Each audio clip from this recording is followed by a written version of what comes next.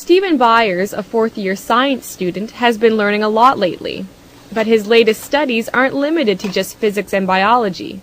Byers is learning about Islam, a religion he's recently embraced. Like a brief illustrated guide to understanding Islam. About 5 years ago, Byers couldn't have pinpointed what belief system he followed. He was raised a Christian, but Byers remembers feeling let down by his faith when bad things happened in his life. I would always question, like, why would God do that to me, or my family, or my friends, it just didn't make sense to me. And then I got pretty angry. That was, like, the only time in my life where I was really angry about a lot of stuff. Now Byers is feeling more settled.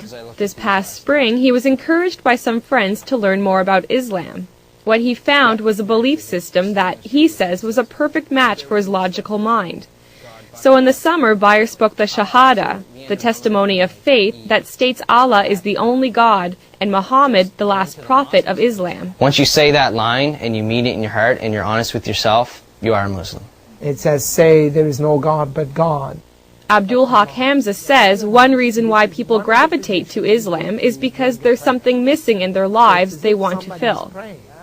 Hamza is a science professor at University of New Brunswick and also president of the Fredericton Islamic Association. He says Islam reminds people that they need to step away from the material world in order to find peace from within.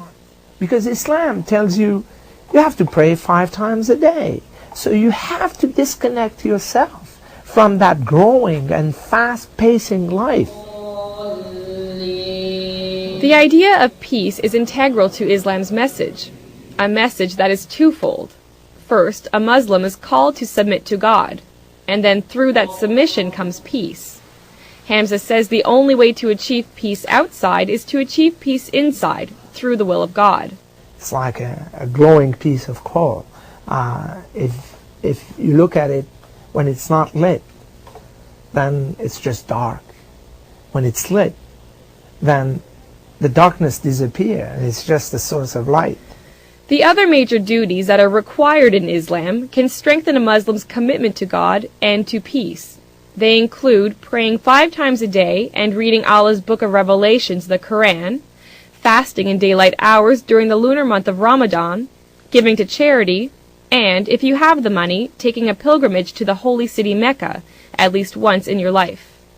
Byers hasn't been to Mecca yet, but he did take part in the fast of Ramadan for the first time. Not eating that period of the day teaches you discipline, and it just, I guess, knocks you down a step and makes you realize, what it is like for those people that can't eat. This was just one of many firsts for Byers, but he says that still it's been easy to adjust to this faith. That's because he feels the fundamental values of peace, charity, and goodwill were already a part of his character.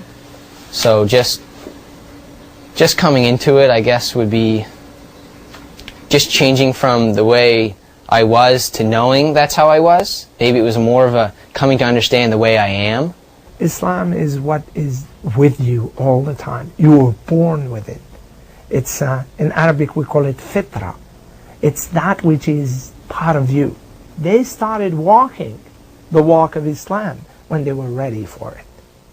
Byers says it's important for people to learn a bit about Islam, even if it's nothing more than to clear away misconceptions that peg Islam as a religion of terror.